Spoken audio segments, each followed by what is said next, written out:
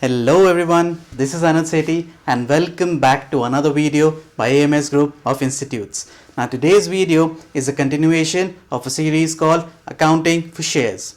So all those people who are new, please hit subscribe button and press the bell icon so that you will get a notification whenever we come up with another video.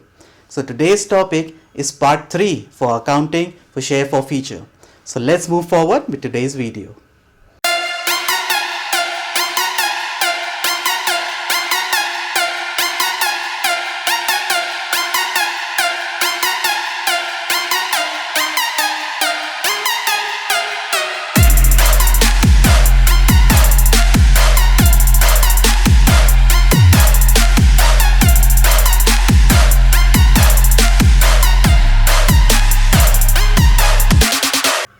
Before we move forward with the accounting, let's do a quick recap. What is share forfeiture? It is confiscating the shares of the defaulting parties, that is those people who have not paid the calls of these shares. So let's move forward with the accounts involved. The accounts involved are share capital, the unpaid calls and the share forfeiture. Now, as we have already seen earlier, there will be two situations where a company does not use the call in arrears account or the company uses the call in arrears account. Today we will see when the company is using the call in arrears account. But there is a twist. What will happen when the shares are forfeited before the final call? So let's see with an example. AMS Limited has issued 1 lakh shares of rupees 10 each, and then we have been given the installments.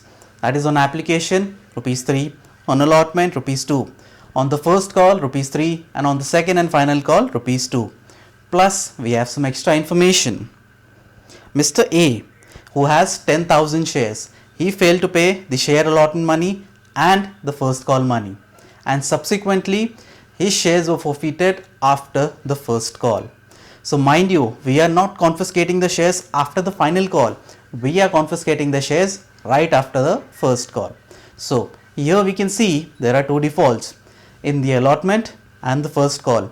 So before we move forward with the accounting, we should put a mark in the table itself.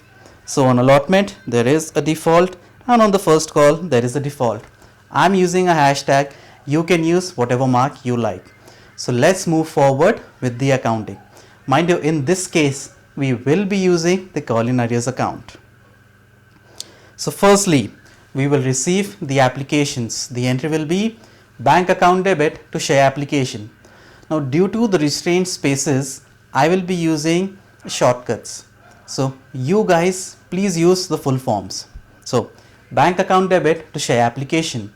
The amount will be 1 lakh shares multiplied by the application money, which was 3 rupees. So this amount will be 3 lakh rupees. So bank debited by 3 lakhs and the share application credited again by 3 lakh rupees. Next we will move forward towards the capitalization. Now mind you, there is no pro rata allotment and there are no defaults in the application. So we will fully capitalize the application amount.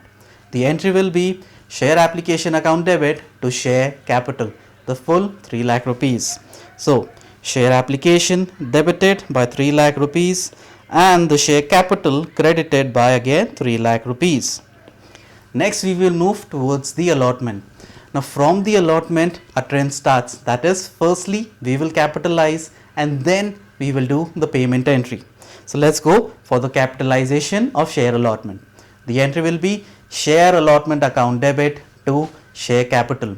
The amount will be 1 lakh shares multiplied by 2 rupees, so that is 2 lakh rupees. Share allotment debited by 2 lakh rupees and share capital credited again by 2 lakh rupees.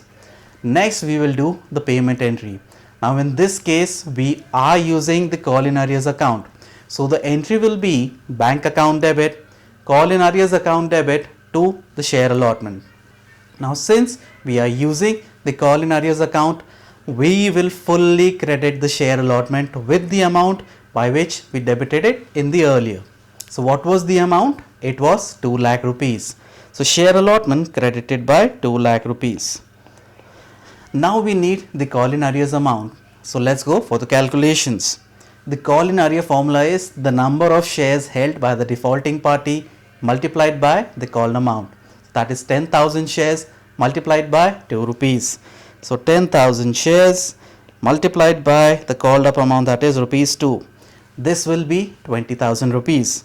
So in call in arrears, our amount will be 20,000 rupees. 20,000 debited.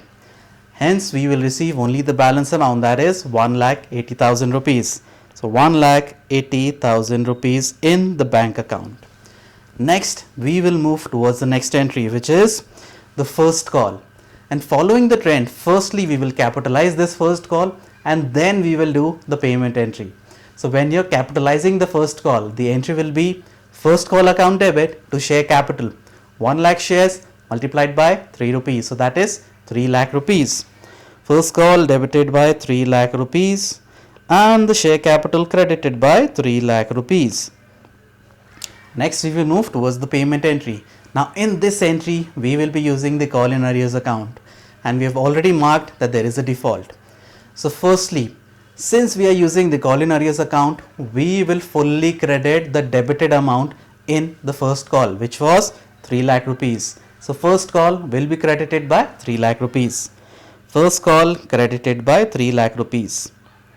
Next we need the call in arrears.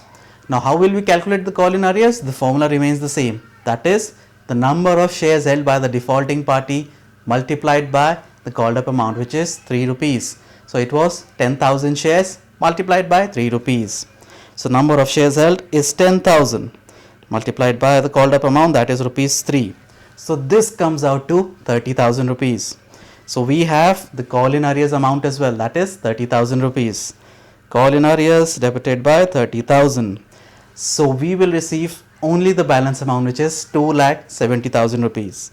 Bank account debited by 2,70,000 rupees. Now we have done the entries till the first call. In the question it was given that we are forfeiting the shares right after the first call. So we will move towards the forfeiture entry. Now what was the entry? It involves share capital, the unpaid calls and the share forfeiture, that is the balancing figure. So firstly we will reverse the share capital. Whenever we have capitalized any of these entries, share capital was always credited. So whenever we are reversing it, we will debit the amount. So share capital will be debited. Now in this, the default is being represented by call in arrears. It is always debited in the payment entries. So when we are reversing it, we will always credit it in the forfeiture entry. And of course the balance amount, that is the profit which the company will earn when they are forfeiting the shares. So it will be a credit amount. So our entry in this case will be share capital account debit to the call in arrears account to the share forfeiture. Now let's move forward with the calculations for these. Firstly, we will do the calculation for share capital. How much capital will you reverse? Now what is the amount? It will be the number of shares being forfeited, that is 10,000. So the number of shares is 10,000 multiplied by the called up amount. Now how many calls have we called up? We are done with the first call. So the total amount which we have called is 8 rupees.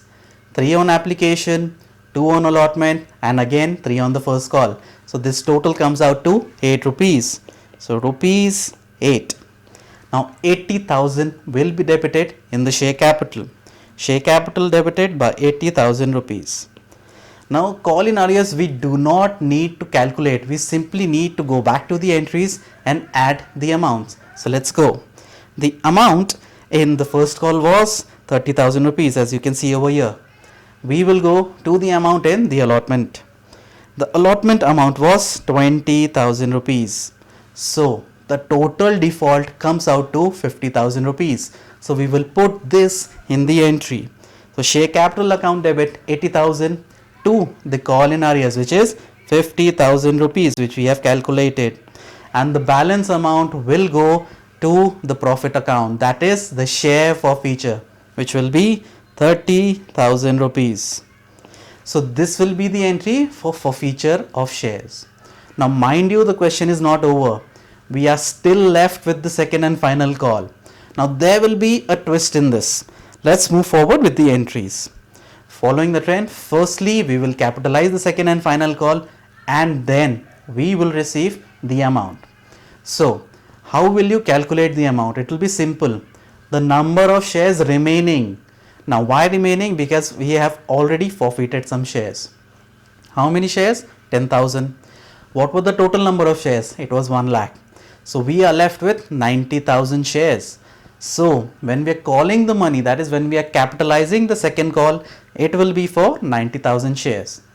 The amount will be 90,000 multiplied by the second and final call, which was for 2 rupees. So it comes out to 1,80,000 rupees. So second and final call account debit by 1,80,000 and the share capital credited by 1,80,000 rupees. Now since we have already forfeited the defaulting shares, there will be no more default in this.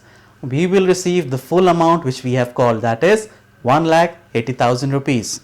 So bank debited by 1,80,000 rupees and the second and final call credited by 1,80,000 rupees.